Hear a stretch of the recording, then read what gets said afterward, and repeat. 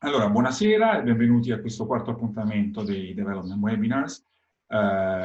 Oggi sarà la volta del Corporate Procurement della Banca Mondiale e avremo due relatori di eccezione. Per conto sempre della Banca Mondiale abbiamo il Chief Procurement della Banca Mondiale, Kenny Cheung, e la Specialist Procurement Officer, Faith Graham. L'intervento di oggi riguarderà esclusivamente il corporate procurement della Banca Mondiale. Facciamo una breve introduzione degli speaker, così diamo un'idea del programma e di come si svolgerà. Per il saluto introduttivo avremo Roberto Lovato dell'Ufficio Partenariato Industriale e Rapporti con gli Organismi Internazionali dell'Agenzia ICE, il cui intervento sarà seguito dall'ingegner Antonio Martini, che è il consigliere per la cooperazione dell'OICE. A seguire avremo la presentazione di Mr. Kenny Cheung, che è il Chief of Corporate Procurement della World Bank, quindi riveste la posizione apicale di tutto il corporate procurement del gruppo Banca Mondiale, quindi di tutte le sue diramazioni. Le conclusioni saranno poi affidate all'ingegner Scicolone, che è presidente dell'OICE. Adesso, senza trattenermi ulteriormente, passerei la parola a Roberto Lovato per l'inizio dei saluti di introduzione. A te, Roberto.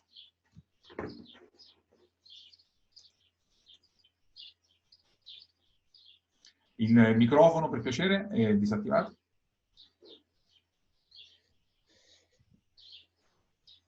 Ok. Perfetto. Buonasera a tutti e grazie della partecipazione a questo webinar che abbiamo organizzato insieme ad OICE relativo al procurement della Banca Mondiale e ringrazio tutti per la partecipazione ed in particolare OICE con cui diciamo rinnoviamo questa occasione di collaborazione e mi piace ricordare che da anni svolgiamo questa attività di collaborazione insieme con, diciamo, nel presentare l'attività di diversi organismi internazionali, in particolare le banche internazionali multilaterali di sviluppo. Ed è un settore nel quale OICE ha sviluppato negli ultimi anni un'intensa attività nella quale ha avuto anche la soddisfazione di poter vedersi attribuire ai propri associati diverse gare a livello internazionale in diverse istituzioni multilaterali. Quindi possiamo dire che in Italia OICE si pone come leader, sicuramente come associazione leader nel campo della partecipazione ai bandi di questi organismi internazionali e in particolare nel settore della consulenza e dell'ingegneria. E quindi fa particolarmente piacere constatare che in questo settore di eccellenza è assicurata la presenza degli professionisti italiani nell'ambito del contesto internazionale delle gare internazionali. E allo stesso tempo, diciamo,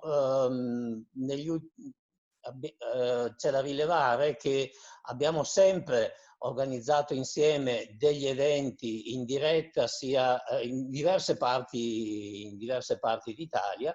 Abbiamo girato l'Italia insieme illustrando l'attività delle diverse istituzioni internazionali per presentarli ai professionisti, agli studi di consulenza e di progettazione di tutta Italia.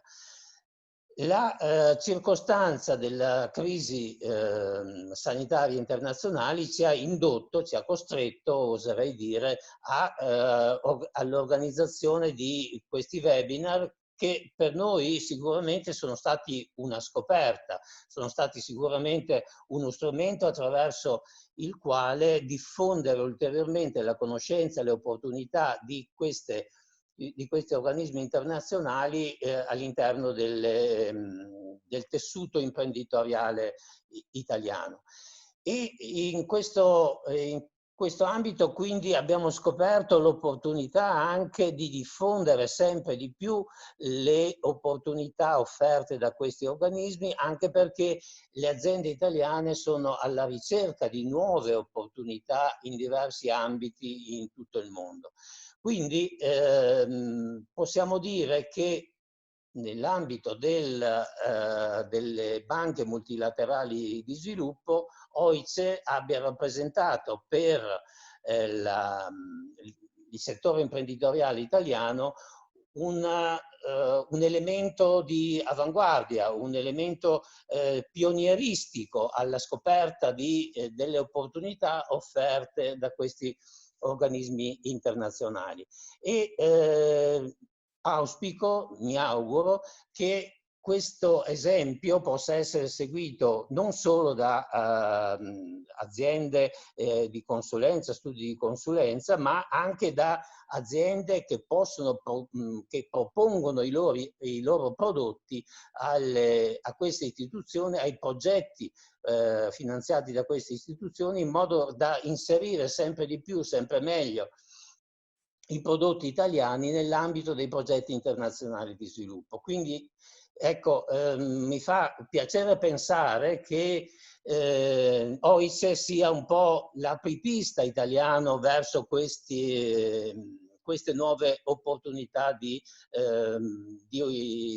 business per le aziende italiane. E con questo auspicio e con la certezza che potremo avere sempre al nostro fianco OICE nella promozione dell'attività italiana a livello internazionale, passo la parola al dottor Martini, appunto, che introdurrà l'attività di OICE in questo settore e diciamo, proporrà il proprio indirizzo di saluto a tutti i partecipanti.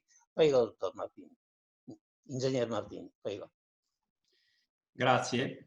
Thank you. And only a few words, because I know Kenny is leaving us in 1 hour, and so I'll be very short. But I want to really welcome Kenny Chung, Chief Procurement of the World Bank, and Faith Graham, Senior Procurement Specialist of the World Bank. And thank you very much to ICE as well, which is the Italian trade agency, to its president, Carlo Ferro, the general manager, Roberto Luongo, and to the manager of the international relationship, which is Roberto Lovato, who speaks just now, and to Bernard Revete and Nadia Salem. They help us to organize this meeting. And thank you as well to Marco Ragusa of OICE for the activity he always does for the best result of the international development of OICE. In the World Bank is a very important client and it's a very good opportunity for the Italian companies. In 2011, the World Bank has sent letter of appointments for 1,150 contracts of consultancy for a total value of $1.5 billion. The Italian company has got the 2.7% of this amount, which is a very little amount, but much better than in the past, because we have to know that in 2011, we were in the ranking of the clients of the World Bank, we were at the 43rd position. In 2011, we were in the 8th position. But we have the capacity as Italian engineers and Italian architects to do much better. In Italy, this is for Kenny and Faith, We have 500 associated to our association. We produce 3 billion of euros of total invoice, and the 46% of it is done out of the Italian border.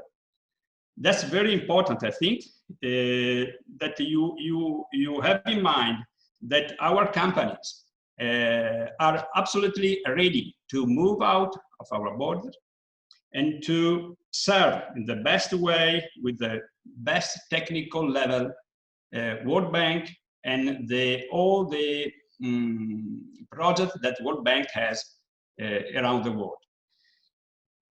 So, few words, but I think you have understood that we are very interested in the services for your bank. Today, we have about 100 CEOs of the Italian companies, which is the 25% of our association. It means that we are very interested. Last week, we had another meeting with Enzo De Laurentiis and June Brody about the World Bank, another sector of the World Bank. Now we are speaking about the corporate procurement of the World Bank, and so I leave the speech to Kenny to tell us which opportunity can we have, and hopefully I hope to find him again in Italy, maybe after this coronavirus. And from now, I invite him and Fife to visit our country, to see our excellencies, to see our country, and to understand better from here what we can do for them. So thank you very much for you. Okay, Kenny, the floor is yours. Just notice to everyone, just tell them about the Q&A managing, how we will manage the Q&A. Per chi vuole, durante la presentazione di Kenny Cheong, che sta per arrivare, potete fare direttamente le vostre domande tramite la funzione Q&A su Zoom. Se ce le inviate durante la presentazione, mano a mano che avete delle domande, poi dopo le possiamo mettere a schermo e far rispondere Kenny, che ci dovrà lasciare verso le 17, 17:15. Quindi poi continuerà la sua assistente Faith con la presentazione, ci sarà un'altra sessione di domande e risposte alla fine della presentazione di Faith. Però durante la presentazione di Mr. Kenny Cheong siete invitati a inviare le vostre domande sulla Q&A. Kenny, the floor is yours and the screen is yours. Wonderful. Well, buon pomeriggio. Hope you're well. Thanks for your time, and I'm very pleased to be here. Hopefully you can see me okay. I'll move a bit closer so it's a bit brighter. So thanks for the introduction and all the team that has been preparing for this. I really hope it will be a very informative session for you. As it was described, my colleague Enzo, who presented to you about the project procurement opportunities last week. Today, we want to, Faith and myself will be going through the corporate procurement opportunity. So they are separate, and the corporate procurement is all about the opportunities to support the operations of the World Bank, not its clients, but the World Bank's own operation across the 140, 150 countries around the world. And you'll see how we will bear some of the details of what those opportunities are, and how you may be able to partake in part of that $2 billion spend that we have per annum. We will have a presentation that we're going to go through, and so you don't have to worry about taking notes, and because that will also be, we're happy to send that to you, a copy of that for reference later. It's got various links to our resources and websites and so forth. And if you have any questions along the way, I will answer that at the end of the presentation.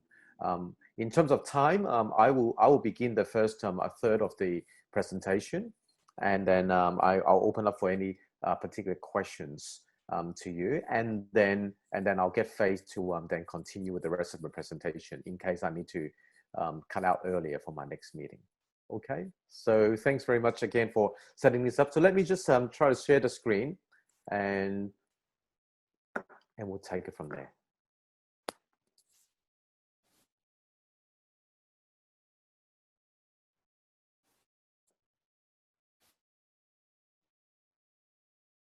Okay, hopefully that's clear for all of you.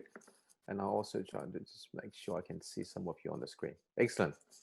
All right, so so what we are hoping to do is to be able to give you a bit of insights of how the World Bank spends money and in which area for the support of our operations as it relates to external spend, right? Through vendors, third parties, contractors, a very large outsourced community right across the globe. And my team essentially looks after all of that procurement process, the policy, the strategy, as well as the ongoing support in relation to vendor management and supply relationship management. So we are a full service procurement unit, about 80 of us, that is based in Washington, DC, as well as India. And we'll be setting up an office in the next 12 to 18 months, also in Sofia, Bulgaria, and as our third branch of the operation. So the presentation in front of you, which I'll begin by describing very briefly who the World Bank Group is. I'm not going to go into details because many of you are familiar with it, but also very familiar from Enzo's presentation. But I think why we're highlighting this is that my units essentially purpose a bit different to what Enzo described to you, who is responsible for the project procurement under what we call the World Bank. And the World Bank are the two arms on the left, IBRD, stands for International Bank for Reconstruction and Development, and IDA, International Development Association. Whereas my team, Faith and myself and the rest of my team, are responsible for the corporate procurement needs across all 5 institutions of the World Bank Group, including the IFC, which is a very large part of the private sector arm. Sorry about this. MEGA, as well as ICSID. So when we talk about World Bank Group, that's what we mean, is the 5 groups, whereas the World Bank is only the first 2 arms. And this is important as we go through the rest of the presentation. First statement, I guess we see there is a connection between what we buy and how we procure to the mission of the World Bank, because we feel how we buy and what we buy is also important to make a change for the world. The World Bank is about solving poverty and alleviating that inequality. And so is how we procure with that same principle in mind. And therefore, every decision we make is very critical to be prudent, to be very high value for money, for high quality, but also it looks after the community at large in terms of the social and environmental impact of every purchasing decision that we make. And therefore, vendors and partners and companies like yourself will be a very important part of that vision and the partnership. And that's how we also select and evaluate in terms of that partnership and compatibility. So I mentioned briefly, there's about $2 billion US a year we spend across 140 odd offices. And this chart here just shows that how we divide our attention within my own team. So myself as the Chief of Procurement, we look after on the left-hand side a number of so-called, I would say what we call the back office function that looks after the vendor management, the processing, the policies and procedures, as well as technology and other infrastructure.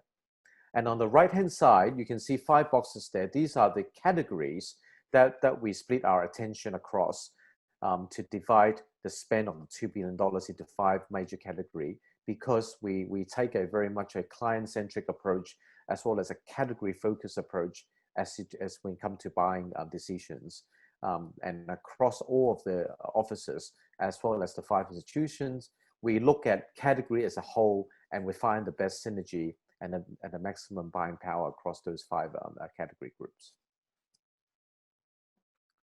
So a little bit about what we do. Yeah, we guide the bank as well as all the staff in how they procure in terms of their requirements. We leverage what we call category management. Essentially, I've just spoken about how we reflect those in 5 different categories. We manage the systems, and we also oversee all of the administrative procurement requirements for the World Bank Group's ongoing business operations.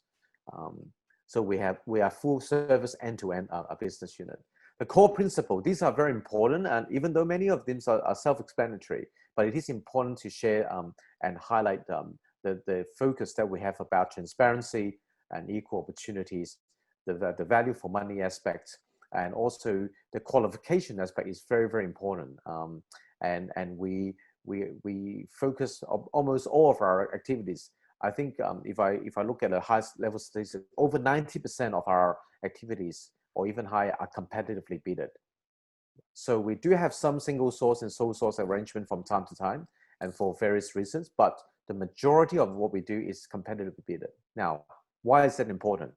It is important. It means that all of your, I guess your colleagues and constituents and within your country,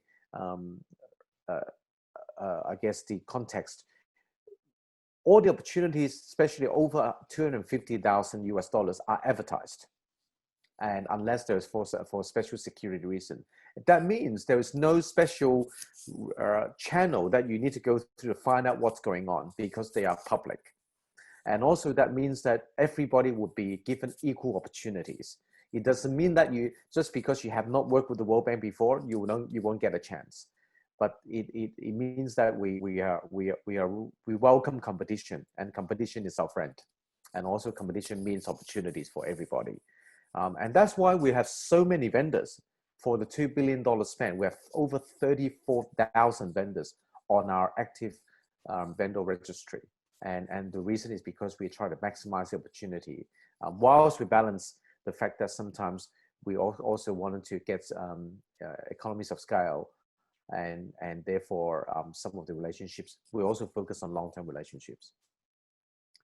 So on top of the 5 categories before, now the 5 categories, if I'm breaking it down a little bit further on this slide, you can see how they are defined, right? So first of all, corporate services and real estate is a set of services to do with our corporate support to our office and facilities, including travel, but which is a very large component of our spend, but construction and facilities management, food and conferencing, security services, transportation, logistics, etc.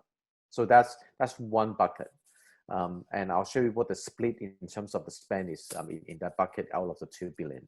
The second pillar here, which is also what the pillar that Faith Graham, who is the head of professional services, is responsible for. This is where all the consulting engagements, both administrative as also what we call operational consulting, comes into. And many of you are familiar with the tool called e-consulting too. And today we're going to go through a little bit deeper as to some of the tips of how best to navigate that to a lot of the opportunities in that pillar, on this pillar on professional services, are channeled through e-consultant too. The third part is an area that is very core to the business of the World Bank as a financial institutions, are to do with all the financial services. That means all of the banks and investments, custody companies, for example, and other insurance and audit arrangements are falling under what we call financial services pillar. These also include a lot of the fintech and startups as well. That plays with the area of financial technology sectors. And so a very big aspect of our relationship, they're very core to our business. Our treasury our department is very much a large customer and user of these kind of services. The fourth pillar there is the human resources, very self-explanatory, to do with recruitment, agency training, employee benefits, health and safety, and so forth. And the last but not least is the information technology.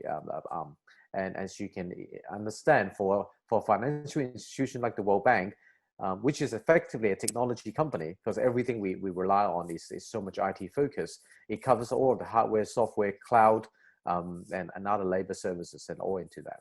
So these are the 5 broad categories, but this covers, I think, 99% of all the spend that we have within the World Bank. The only area that is not channeled through here through our team is some of the very, I guess, disparate external legal services. legal services are managed by legal itself and by the general counsel. Okay, so I'll go to the last slide. I'm going to open up to questions and comments before I hand over to Faith.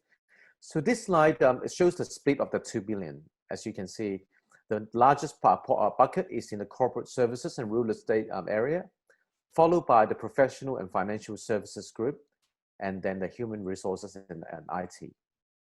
Now, in the professional financial services group, out of that, there's a split, of course, between professional and financial services. The $2 billion is largely in the professional services in Faith area. And if you work out the math itself, out of the 1/3 of the spend of the 2 billion, which is about 700 million, about 400 or 500 million is through Faith area. So a very, very large portion, and many of that is in consulting services. And later when I finished, then when Faith goes over it, she will go over that detail a bit more. But before I hand over to Faith, this is the high-level overview, and let me open up for questions and from anybody on the floor. Thank you.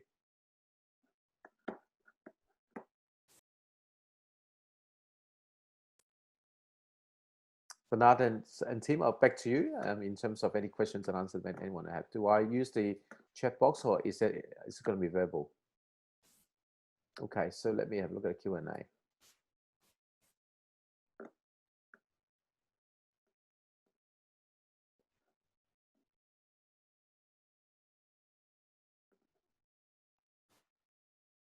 Okay, so the first question here we have is, how can we receive the same information that we receive on non-corporate service tenders, technical scores, amounts, financial proposals? We appreciate the provision of a qualitative debriefing after the award, but we believe that also quantitative elements could help a lot in preparing for future winning proposals. So let me answer this first question. So in terms of the non-corporate service tender, if I can clarify, if it's to do with areas that are not in corporate procurements, I can't really comment on all the details in relation to what may be available, because Enzo's team looks after that. But as I mentioned, for the corporate part, the 2 billion spend, we have a standard procedure to advertise all the arrangements above $250,000 US. And in the advertisement itself, it contains all of the elements of the requirements, the terms of reference, as well as the criteria of our selection. And in many cases, we also include some of the budget's expectations as well. Now, in terms of debriefing, yes, we are open to provide debrief, but due to the confidentiality, sometimes the information we cannot review, but we can provide as much of that as possible. Faith will go into that a little bit more about some of the process after a tender. If you had not been successful to win award, why did you not I guess win the tender? Some of the information is available. So hopefully that answers the first question.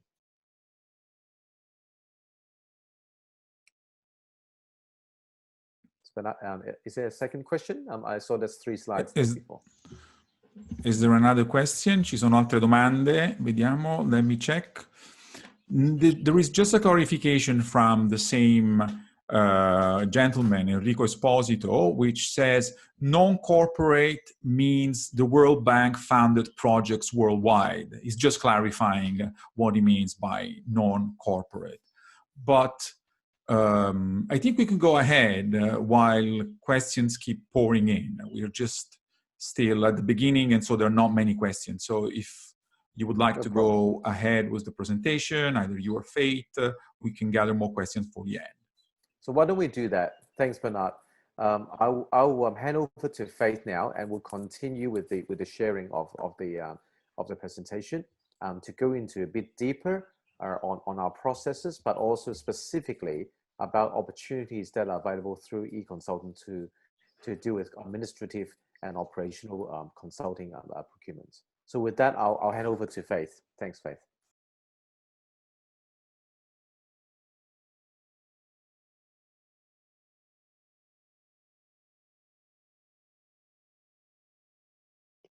So on the next slide here, we talk about targeting World Bank business opportunities. And as Kenny mentioned before, most of our solicitations are advertised because a good number of them fall above the $250,000 US limit that requires advertising.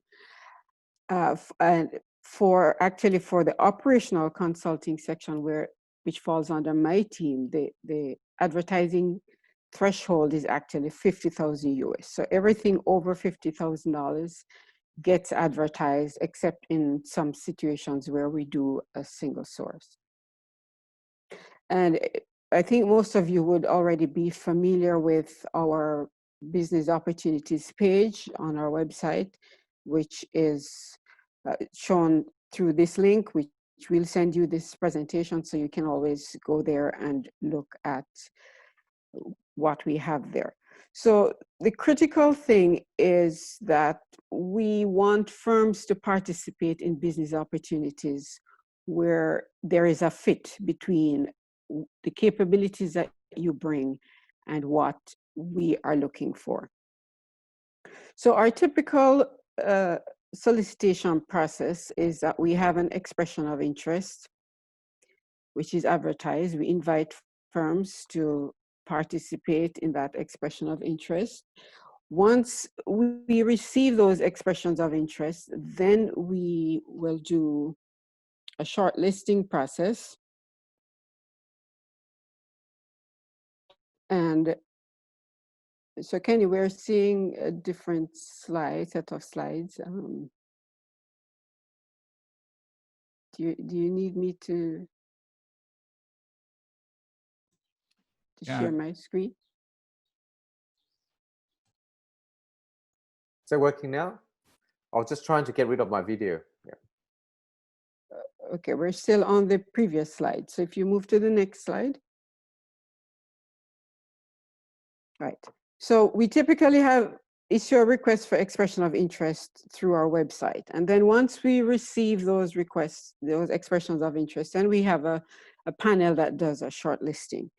And one thing that I should point out here is that we tend to get a lot of response from firms. And so we've often had questions, why can't I get a debrief to tell me why I wasn't shortlisted? But that's administratively not possible for us, because sometimes we get like over 100 expressions of interest for a single solicitation. So we try to shortlist the firms that are the best fit based on the information that is provided. And so it's also important that the information that's provided is relevant. We then move on to the request for proposal with the shortlisted vendors. We have an evaluation panel, and then we move into the negotiation and award. So in the next slide, we look a little bit more specifically for the consulting service area.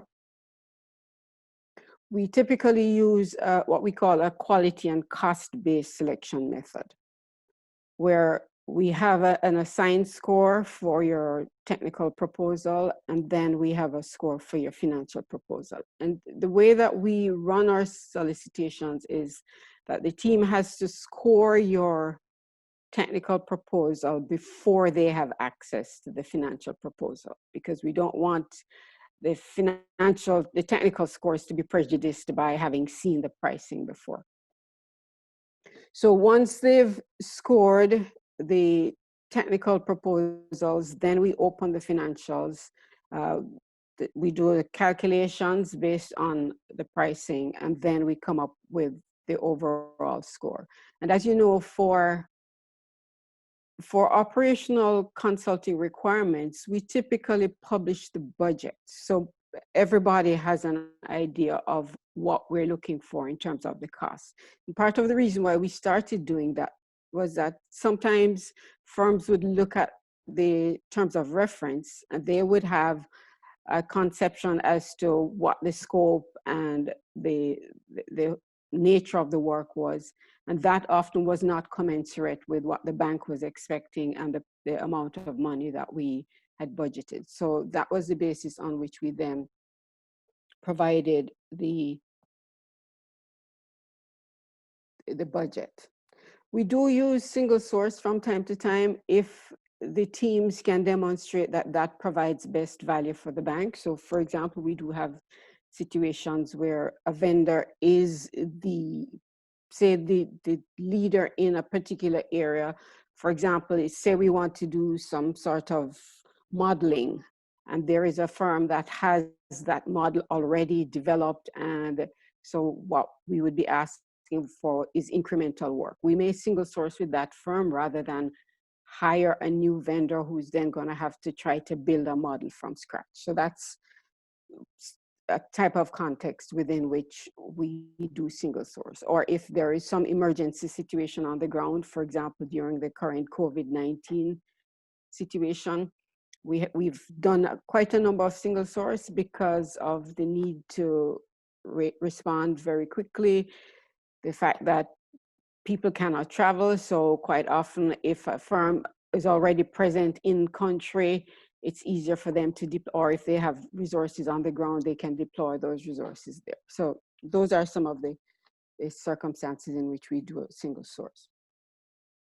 So then how do you prepare for a solicitation? Sometimes we do have pre-proposal conferences, and we definitely do allow for firms to ask for clarifications.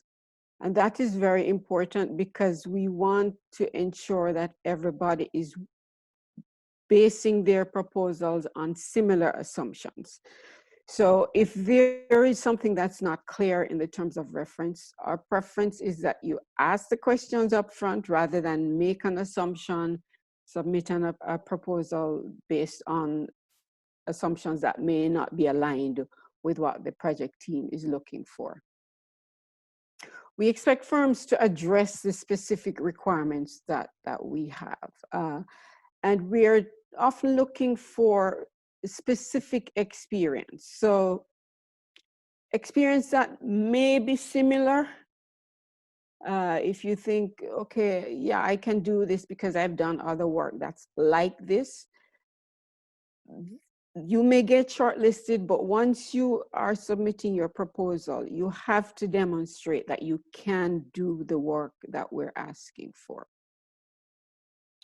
We ask for firms to emphasize innovative solutions. So not just to regurgitate or to give us back what we have in our TORs, because unfortunately, sometimes we do get that, and that is not very helpful in terms of allowing firms to win the business. Because these are consulting services, the critical element here is the resources that you bring to the table. So the qualifications of the personnel who are proposed is of utmost importance, and their experience in the specific type of work that we're looking for somebody to assist us with, that's of critical importance. The availability of those personnel to support us throughout the project, those are some of the points that need to be emphasized. And basically the point is, if your proposal is competitive specifically from a technical perspective, also from a price perspective, then you're more likely to win. So if you move to the next slide, Kenny, we talk a little bit about our proposal evaluation process. So it's critical for proposals to arrive on time. We do have a system, and this system actually shuts down once the deadline is reached. So we always encourage firms, go online, not at the last minute, but give yourself time to make sure that you submit your proposal on time. We do have a help desk which supports firms that may be having technical issues or problems logging in, and we will assist you if you find that you're having a challenge. So as I mentioned before, typically we're doing a 70-30 split, but sometimes it can be different depending on the nature of the solicitation. And then on the next slide, we're looking at contract negotiation. So after we make an award, we will enter into negotiations with the selected firm. And we do share our terms and conditions upfront because we want all the firms to be aware of the basis on which we intend to contract with you, so that there are no surprises to you at the end. The project team will negotiate the business terms. So for example, the timing, the schedule, looking at the personnel and so on. But in terms of the legal contractual terms, corporate procurement is responsible for that. And it's important that if your firm wins, is advised through the system that you're being considered for award, that no work begins until you actually have a signed contract from us. So if I could just talk a little bit about some of the types of work that we do before I go on to the disclosure of contract awards. The types of work that we typically hire firms to support the bank on are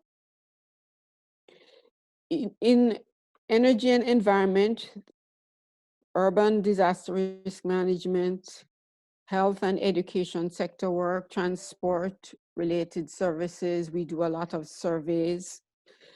With the COVID-19, there's a lot of work that's going on in the area of sanitation, water supply, and so on. The aim of this work is to help the bank's teams as they engage with our country clients. So the advice that you're giving here is to us. It's not to the government. In the cases where the government needs advice, they procure those services themselves under the loan or the grant which the bank gives to them. So we may also do things like capacity building, institutional capacity building for our clients. We develop global knowledge products. So those are some of the things that we do as corporate procurement. You'll notice that in the list that Kenny had put up front, among the things that it said we did was like legal advisory services, engineering advisory services. Those engineering advisory services quite often are done under IFC, which works very closely with government clients to develop, for example, PPP projects. So we may hire an engineering consultant to help with the design and development of that project. So after we've gone through the whole process, we've made our awards, we do disclose on our website the awards for contracts over $250,000.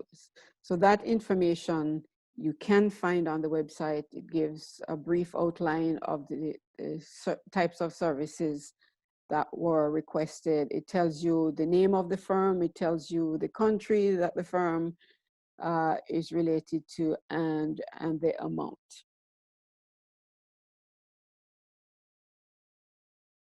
Okay, so let's look at our vendor eligibility. Anybody can participate in a bank business opportunity. You don't need to be a registered vendor, because we only actually register a firm when we get to the point where we want to award a contract to that firm. And our vendor eligibility requirements are available on our website. So in summary, the main eligibility requirements are that you have to have been in business for at least 1 year. You must have multiple clients or customers. The bank cannot be your sole client or even your major client, because then that puts both yourself and the bank at risk. Kenny, that's the next slide.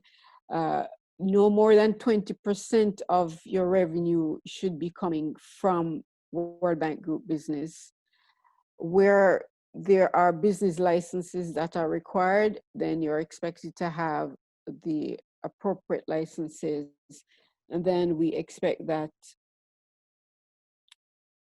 you're going to accept our terms and conditions. So just to summarize, we like for firms to respond precisely to these technical specifications, ask for clarifications, submit bids on time. Important for you to assess the competition. So when we do our shortlisting, we do publish to all the shortlisted firms who the other firms are that are shortlisted. But even before we get to that point, when you look at a business opportunity, it's useful for you to assess, okay, is this my key area of expertise, or are there others who are more likely to be able to do this work? So that will help you to be selective in terms of what you participate in. And however, if you participate, do not be afraid that if you do not win this time, then somehow you are blacklisted or you're not reviewed positively the next time around. So you can visit our website for more details on our vendor eligibility policy, and also other information that we have there to help vendors. So we talk about risk, we talk about conflicts of interest, and just general information that would be useful in helping you respond to bank requirements. So that's the end of the formal presentation. And so if I could talk a little bit to the question that was raised earlier about the debrief. So we provide the qualitative debrief to firms because we believe that that is what should really be useful in helping you to understand what your strengths and weaknesses were on this last solicitation, and therefore what areas may you want to look at in terms of your next time around. The scores, you know, I think firms like to know where they fell in relation to others, but scoring in and of itself, especially when we have really competitive selections, the scoring doesn't give you too much additional information compared to what you get from the qualitative debrief, because that's where you should be told, for example, did you have the appropriate team members? Was there something that was deficient in your methodology? Did you propose a schedule that was not aligned with what the bank was looking for? So those are the pieces of information I think that will be most useful to firms in helping them to improve their approach and their proposals the next time around. So if there are any other questions, happy to respond to those. Thank you, Faith. Thanks, Faith. If so far, yeah, there are questions coming in. Before that, I have a question, if I may. So, because the World Bank introduced a couple of years ago a new procurement framework for the operational procurement.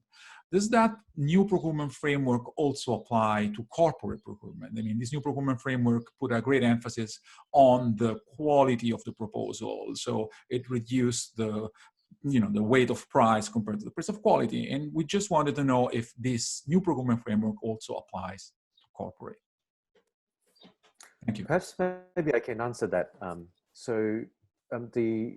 To clarify, the new procurement framework for World Bank Finance Project is independent of the frameworks that are in corporate procurement. However, having that said, there are many parallels between the two, what we specify and also what's in the actual procurement framework, because we do work very closely in hand to make sure there is a level of consistency in the principles, especially of how we go about it. The procedures and processes may be different, but largely the aspect about value for money, the balance between risk and reward, the quality cost equation, as well as making sure the quality aspects of the submission, as Faith has highlighted, is very, very much consistent. So Faith, I'm not sure if you've got anything else to add to that. Right. So the fact that we actually disclose the budget, I think is important, because basically, since everyone knows what price range we're looking for, then the critical thing is for firms then to give us a quality proposal. That's a differentiator, because what we do find is that with the disclosed budget, most firms come in at around the budget number, either just a little bit below it or a little bit above it. So that pricing then no longer becomes a differentiator. So it's critical that you have a quality proposal. But what we want to, the message that we also want to give to firms is that the cost is important to us. So we don't want you to ignore that pricing and value is of importance. And hence the reason why we typically have a 70-30 split. There are times when we do have a different split, sometimes 80-20. Very rarely do we do 90-10. Very rarely do we go below 70-30. But the aim is to have firms focus on both the technical as well as looking at the value proposition that you're giving us in terms of price.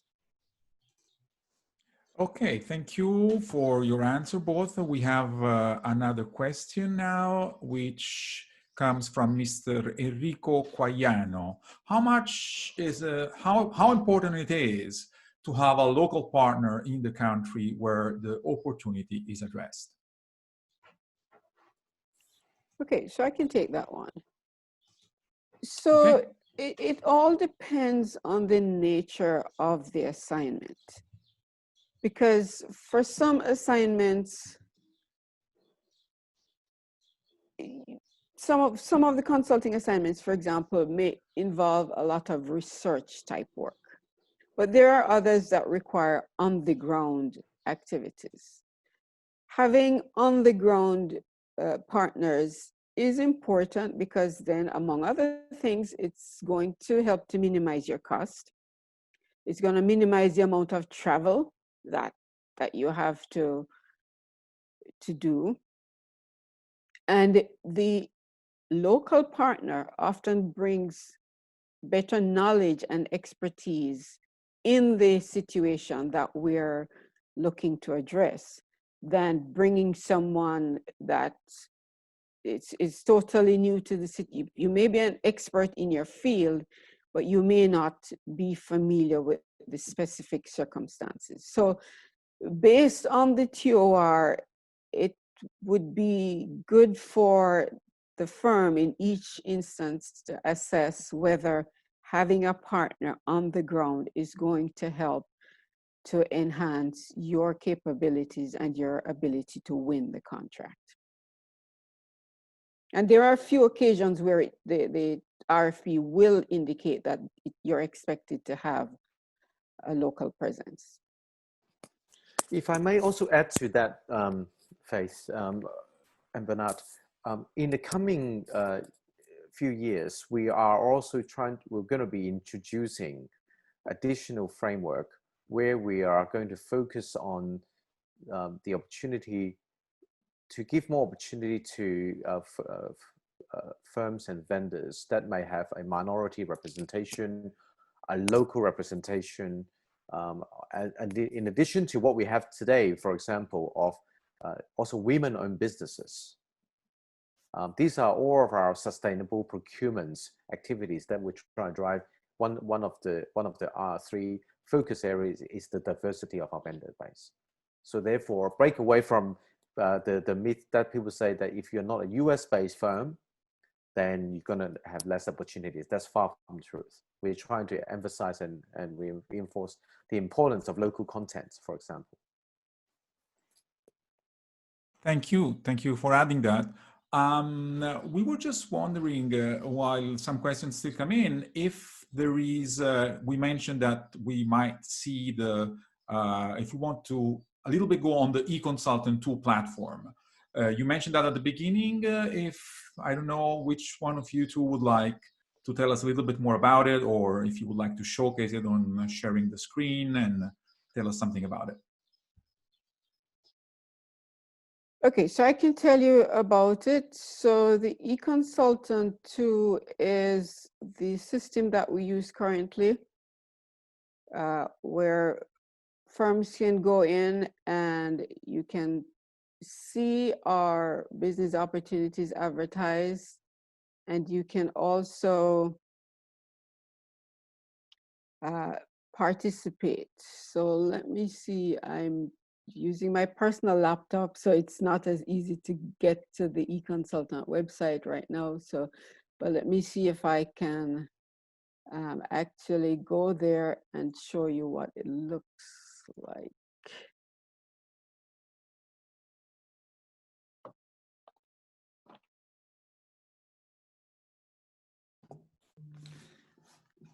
Kenny Fate, Yes. in the while, can I have a question as well from my side, really speaking, if so. Sure. Why don't we start with that whilst Faith is getting the eConsultant 2 up? Go for it, Gabriel.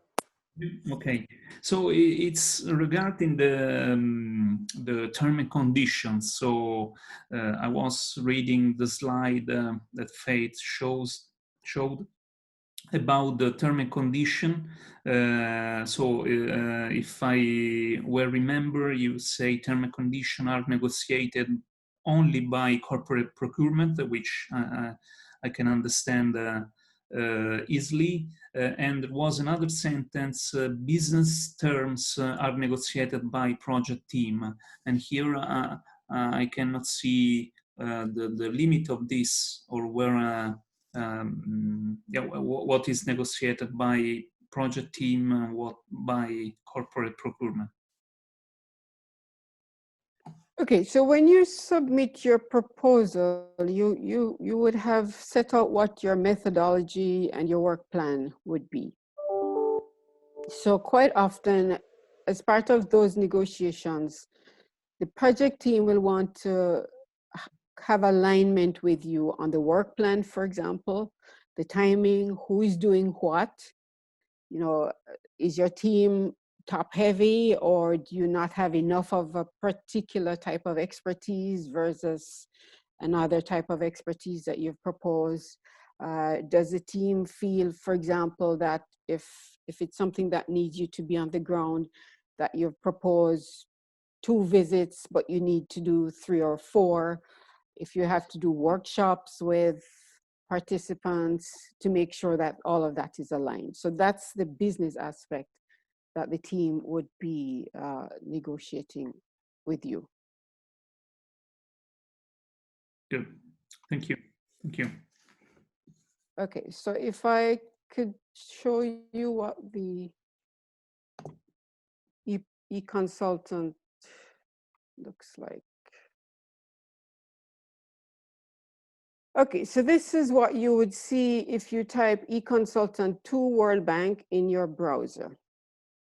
So it takes you here, and on this screen, without logging in or having any sort of access, you can actually go into the business opportunities screen. You can see listed here all the open solicitations that we have. So you can look at it. For example, let me click on this one. It opens, it gives you some more information.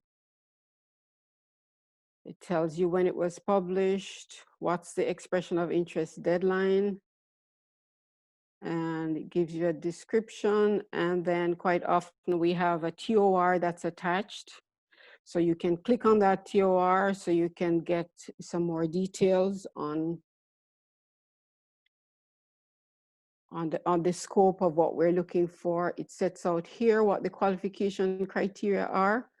So it's important for firms to look at these qualification criteria and to make sure that you're proposing a team that meets those criteria. So at the expression of interest stage, you're not expected to submit a full proposal, but you're expected to submit enough information to give the team a level of satisfaction that, yes, you actually do have the capabilities to participate successfully in that business opportunity.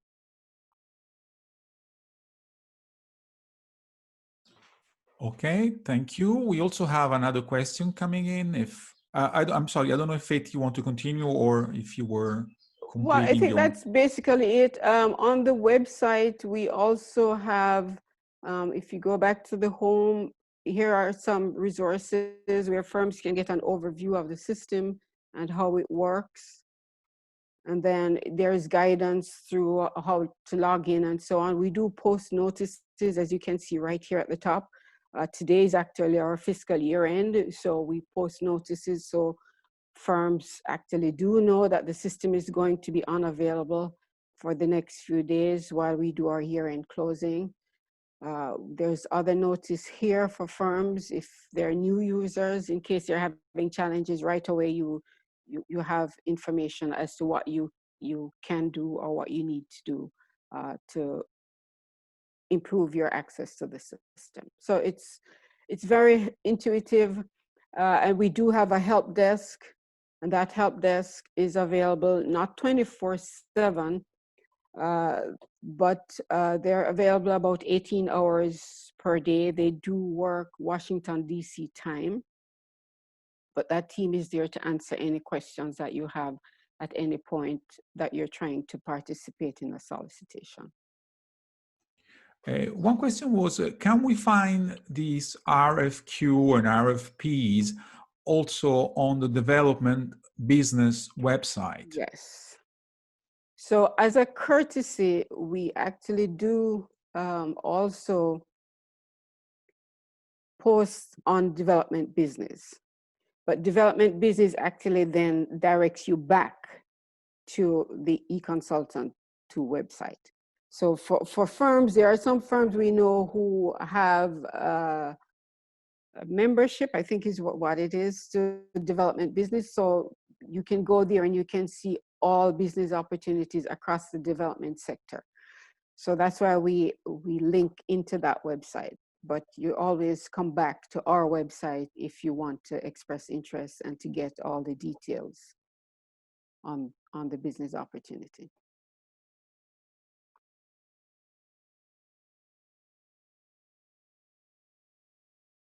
We have another question from Mr. Carlo. Are small and micro local firms involved as local subcontractors in a World Bank project protected from bankruptcy risk in relation to the lead company of the joint venture? And what about the protection from bankruptcy risks regarding independent experts working for the lead company, like the team leader or key experts? I don't know who wants to answer this. Okay, so I can take that one. So actually, our contract is with the lead firm. And we always make that very clear that we only transact with the firm that is the lead. Now, under our contracts, we expect that firm, if it has subcontractors or if it has partners, that it also fulfills any obligations to those parties. Unfortunately, we cannot intervene in any dispute or any problems that may arise between a lead firm and its subcontractor. But if information comes to our attention that there, for example, a firm has been paid by us and it hasn't paid the people who actually did the work, then we do inquire of the lead firm because that also in some ways could pose a reputational risk for the bank, but we do not intervene in the subcontract relationship between the parties or between the firm and its personnel. Okay, thank you. I don't know if there are any other questions from maybe, I don't know, the panelists. I don't know if Gabriele has another question, or Mr. Martini, or even Marco. Or if Kenny has got some other thing to there is Gabriele now posing a question, Mr. Scicolone. Please, Gabriele. Bernard, thank you. I was going to ask to Kenny or Fade if you can elaborate a little bit more on the engineering professional services you are buying for the corporate procurement. I mean, are you buying engineering expertise also on behalf of the development business? I mean, for example, to build or to develop the technical specification that will be used by the development business. So if you can elaborate for our companies a little bit more about what you actually buy in the professional expertise. Okay, so it varies. So for example, we have our disaster risk management team, and that team works along with engineering firms, often to do modeling on disaster risk, and to help our teams to identify good practice solutions that we can introduce to our client countries. And then on the other hand, we have the IFC, which operates a little bit differently from the World Bank, because the IFC actually partners with governments to deliver solutions. Whereas the bank only does advice, IFC gets more involved on the ground in delivering solutions. So take, for example, we have a PPP project in Brazil to develop a rail network linking a remote city into a capital or some other major transport area.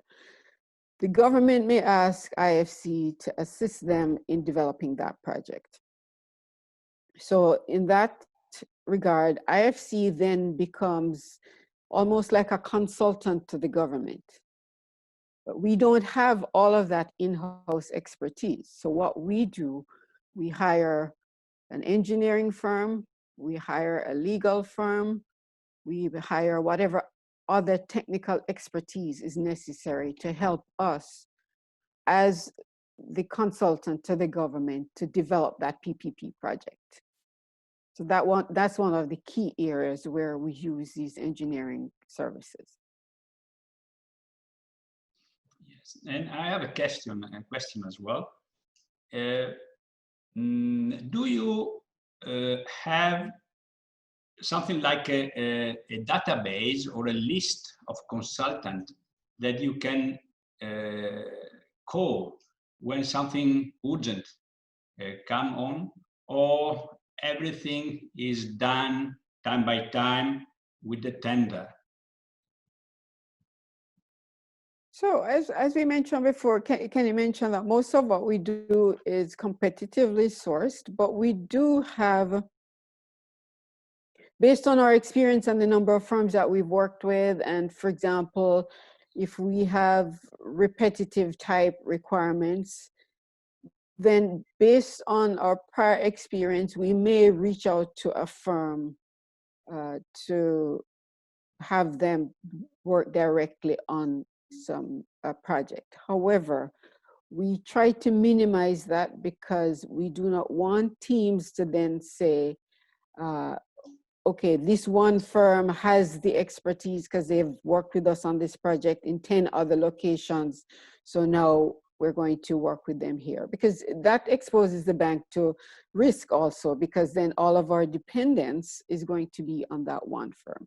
And that's why we advertise even if we have firms that have worked with us on similar requirements, have done very well, they need to compete again if they want to get the business. We don't want them to get into a complacent situation where they then don't give us the best value because they figure, you know, this is their work. And just to add to that too, sometimes there are projects that have a long natural continuation nature of it, even though you may come to one phase of it, but due to the amount of knowledge that a vendor might have gained about a specific project, for example, that might go for 2 or 3 years, and they have a new phase that might go for another 2, then there are justification that we accept for sole sourcing. Yeah, thank you. And can you give us a recommendation? So we said we have only the 2.7% of the appointments from the bank. Do you have any recommendation for us? So what can we do? We can tender more, that's sure. But is there something else that you think that would be useful, like to joint venture or what else? I might start, and Faith can comment too. I think first of all, I mean, I'm just very pleased about the number of attendants. Right, I've got 55, participants I can see on this webinar. These are very important sessions, and we're happy to conduct more of this. So that's the first point. So you can have a wider reach. I think two other recommendations I have is that one is do not assume that's just because you have not worked for the World Bank, or the World Bank process is very complicated, and therefore don't provide put your best foot forward, or don't even submit as again interest. If you do believe you have the capability, please go ahead and submit it, because we have many new vendors that we add on from time to time, and that competition pool changes all the time. Secondly, I guess the other recommendation, like Faith talked about, one of the most important part when you're submitting a proposal is a really good understanding of the terms of reference that is posted. Study that well. If there are questions, certainly that can be submitted, so that the proposal that you put forward is going to be given the best chance of winning by matching their needs. Often we have seen a lot of proposals that have a fairly loose and poor understanding of the terms of reference, and whatever has been put forward, therefore it's not that appropriate. It doesn't matter how good the pricing is. So I think that would be my advice and recommendation. Faith, anything else you might want to add? Right. So we do allow firms to collaborate in submitting their proposals. So even after we've done a shortlist, for example, part of the reason we publish the shortlist is so that firms can see who else has been shortlisted. And sometimes firms find that it's in their interest to shortlist with another, to submit alongside another shortlisted firm. So when the RFP is issued, it will tell you on the screen, it will say whether collaboration among shortlisted firms is allowed or not. If it's allowed, then you can use that approach if you think that's necessary to improve your competitiveness, or you can combine with other entities who are not on the shortlist so as to improve your competitiveness. Another question has just come in. 1 second. So is it possible to have an idea of the average number of companies that apply for an expression of interest, roughly, from Mr. Enrico Quaglino? I have another question, Bernard. Sure. Let's get also the question from Marco Ragusa from OICE, so you can answer both. Go, Marco. Okay, thank you. Thank you so much, Kenny and Faith, for the useful tips. And I have 2 questions for you. The first one is the market okay for having bid opportunities as a development business? And the second one, can we have more information about the selection? And it is important for many of our OICE's companies that have never participated to these opportunities. Thank you. Faith, do you want to take that? Okay, so the first question on the average number of companies that apply for an expression of interest. So actually, there, on average, I would say probably around 20 to 30. Sometimes the number is less, sometimes it's way more. So that's why we say it's important for you to look at the business opportunity and assess whether this is really your area of expertise and where you're likely to be competitive, rather than just, you know, applying for everything that's out there.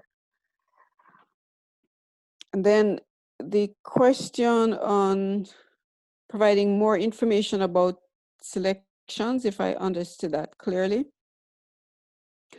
So firms Marco, can you want to clarify? I'm sorry. Yes, yes. Marco, do you want to repeat your question also?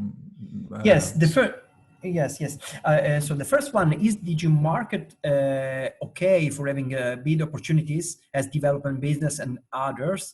And the second one, just a few information about the selection. Because I think that it's important for many of our associated companies that never participate to these opportunities. Okay, so if I understand your question about the advertising on development business, so yes, we do automatically, whatever we advertise through eConsultant 2 gets pushed to the development business platform. So if you subscribe to development business, you can always see our business opportunities advertised there. And then from there, you would come back to our website to see all the details. So in terms of more information about the selection process, if that's what you're looking for firms who have never participated, on our website, we do have a fair bit of information there about doing business with the World Bank. We do have, as you saw on the eConsultant 2 website that I previewed, there is a link there that you can go to, and it gives you more information also. The selections that we do through eConsultant 2 are to assist the bank's project teams to advise those teams. So it's not primarily to advise the government. So it's advise our teams as they work with government clients. So it's not, the procurement that we are doing is not going to get you going into the field and working with a government or being involved in a huge project implementation activity. That's not what we do. That's on the other side, where Enzo is responsible, and on that side it would be the government who would be running the procurement, not the bank. Thank you. Thank you. There is another question just came in for, I don't know if Faith or Kenny wants to answer. Several consultants here related to project preparation. Could you please touch upon the issue of conflict of interest with downstream opportunities? The obvious rule of thumb is if a firm worked on developing TOR will be excluded from the opportunity arising from that. What about, for example, a team member proposed for a downstream opportunity having worked on other aspects of the consultancy in the contract won in a corporate procurement? So very good question. I'll start, and this actually often is a condition that we do pose. But there is no generalized rule. However, in most circumstances, if a consultant had been participating in the initial advice, scoping, or development of a TOR, then often there would be an exclusion from participation, the downstream. Now, having that said, there are exceptions, and that decision is done by a case-by-case basis. And Faith, would you agree to that? Right, that's actually right, Kenny. The reason why there might be a restriction is that we don't want for any one firm to have an unfair competitive advantage. So if you worked on the TORs, for example, you work with the project team, you know exactly what they're looking for, then you wouldn't be competing on the same basis as a firm who is going to see the TORs for the first time and probably have questions. So in many cases, we will exclude upfront a firm who has worked on the TORs from downstream work. There are cases where a firm may have some involvement in upstream, and we think that we can mitigate those risks, then we will say that in the initial TORs, and we will say that they may be allowed to participate downstream. But one critical thing is that we assess conflicts of interest at the particular point in time. So we don't give a prejudgment on the conflict of interest, because there may be an issue that comes up at the particular moment that we need to mitigate. So for example, hiring a bank staff who worked on a project to be on your team, that is not allowed. Your proposal may actually be disqualified. For example, say I work with the bank on this project, or I work with the bank in this project team. I leave, I come to you, and I help you to prepare your proposal for the same project that I was working on when I was at the bank.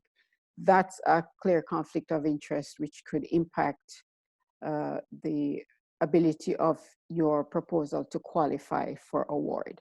And we do flag that in our firm eligibility questionnaire, so firms are aware that there are restrictions on bank staff, former bank staff, and you should be aware of that when you seek to hire any former bank staff to work on your projects or work on your proposals.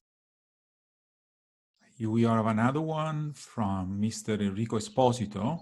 It's always about TOR. Optional, in case of optional TOR are not included, and the description of the assignment in the REOE is not very clear, would it be possible to ask more information in order to better understand whether the opportunity could be of real interest to us?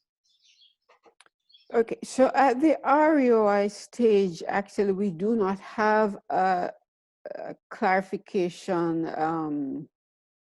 channel. So the only way that you could ask questions is by going to our help desk.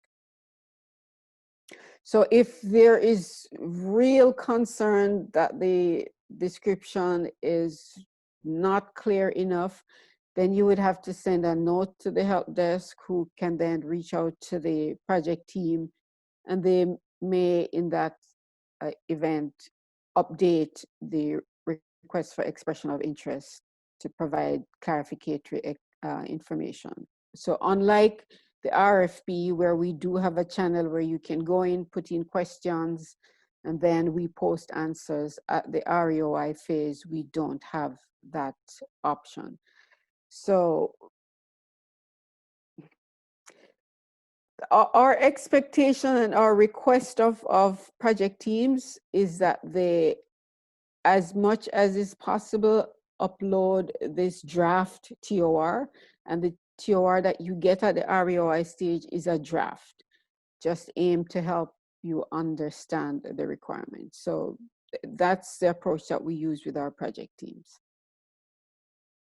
Okay, there is one from Mr. Carlo Florio, who's an independent consultant, and it's always about TOR. Sometimes TOR are clearly outdated due to long time of appraisal, financing, and tendering preparation activities. Sometimes TOR are clearly wrong, such often in OPRC, road maintenance project, which are based on wrong assumptions of using wrong field data, which often are directly collected by the contracting road authority or by the beneficiary before the starting of the project. What is your suggestion to address these difficult cases? All right, so this question may be more applicable to the project implementation side, which is where the government itself is running the project. However, from the corporate procurement side, what we do have in our RFP is an opportunity for firms to comment on the TORs.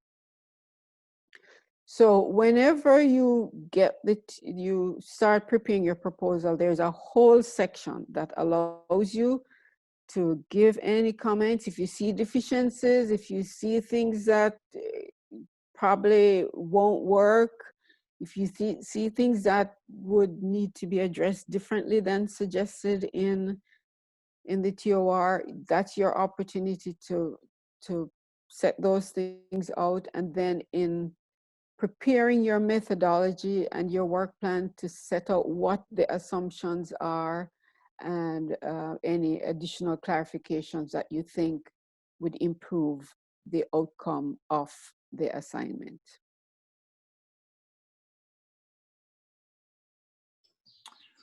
Okay, thank you, Faith, for all your answers, and thanks, Kenny. I don't know if anyone wants to add something or if there are any other questions from other panelists. So far, we are just within our time framework for the webinar. So if there are no other questions, I would gladly give the floor to Mr. Gabriele Scicolone for the conclusions of the webinar.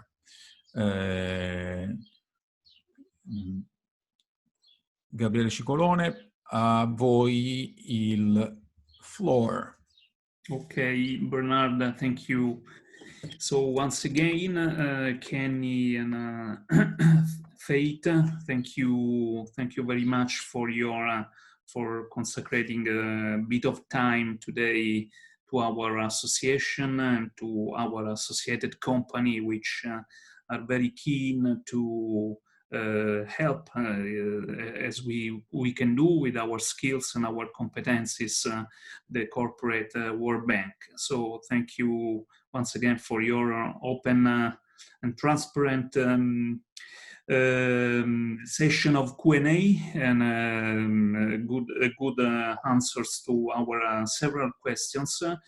I see some of them maybe, as Faith you were underlining, are more appropriate for the project implementation downstream.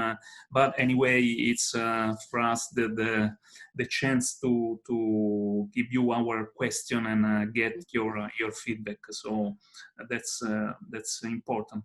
I learned today during this session. I learned that it's important to, if we want to have some chances or increase our chances to be awarded your tenders and the opportunity that come from them, is important to be, and so it is also the message I want to give to our associate, is to be selective and to really focus the tender we think we can really bring value to, as not to lose time in preparing bids for the sake of doing it, but having some chances to win. So it's very important. And also I was very impressed by one of the sentences in one of the slides. So a well-prepared bid can make a competitive proposal winning. So something similar I took from a slide. So just focalizing our associated company to be very accurate on preparing their bids and to be very focalized on the term of reference. That's what I understood. Of course, there are no magic points to be awarded tenders, but anyway, it's good to work in an environment that is very transparent and very positive. So I guess from our perspective, we need, so I learned last week with Enzo, through Enzo, and Antonio Martini also underlined this, that we, as Italian engineering companies and Italian consultancy companies, had a very important, impressive growth in being awarded opportunities with World Bank, ranking from the 43 position in the 2011, if I remember, up to the 8th position in the ranking now, which I see with, as Antonio was saying, is a very good stepping up, but it's not sufficient to us. We know that we have a very important engineering and architectural background in Italy that we want to put as a winning weapon for the World Bank to go abroad. And in this respect, I think that we can be very useful, very win-win for, I mean, our engineering companies for the corporate procurement, as we have our association and the Italian engineering company usually are not that big, the big names of engineering, but we have lots of small or medium-sized company with a very strong skill and competencies, which at a point can be very useful as consultants for the World Bank to design your technical specification or the preparation job for the downstream opportunity, where usually you need, and the World Bank need, very even important organization. So I think that anyway it was very good to attend both the presentation of Enzo for the downstream and implementation business, as well as today. So I hope that our associated company can be at your side as corporate activity.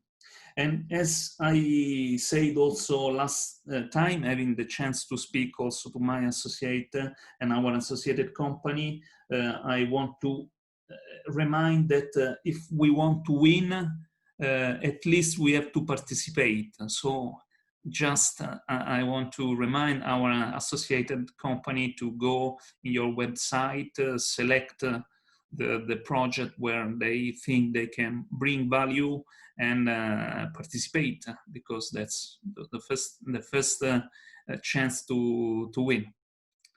So thank you anyway, Tate and Kenny, and let me thanks also Ice for the collaboration in this set of webinars.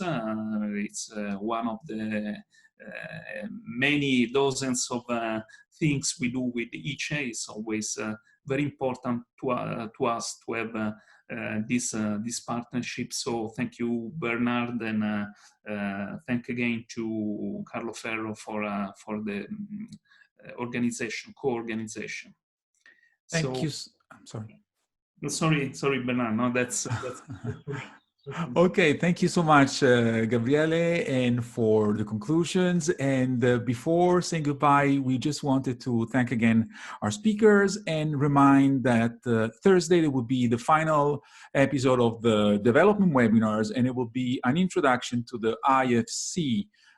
So basically, we will have, for any one of you following, you might want to be looking at IFC roles in Africa. We will have a special guest, Paola Alaio. She's the country manager for Italy for the IFC, and her supervisor, who's Usenyo Nakuluma, he's the director for Western Europe of the IFC. So we will have a lot about investment in Africa and in Asia, South America.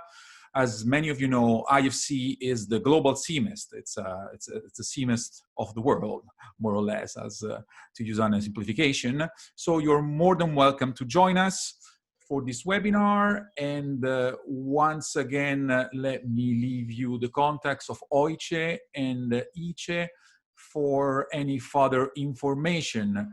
You can contact Marco Ragusa in OICE. He's the reference point for all the international activities under the Ufficio Affari Internazionali, and for the Italian Trade Agency, you can contact me and an Ufficio Partenariato under Mr. Roberto Lovato. Thanks again, and hope to see you soon. Goodbye. Thanks, everyone. Thank you. Thank you all. Bye-bye. See you. Okay, bye. See you soon. Bye. Thank you. Bye-bye. Bye-bye to everybody. Thank you. Thank you. Bye-bye.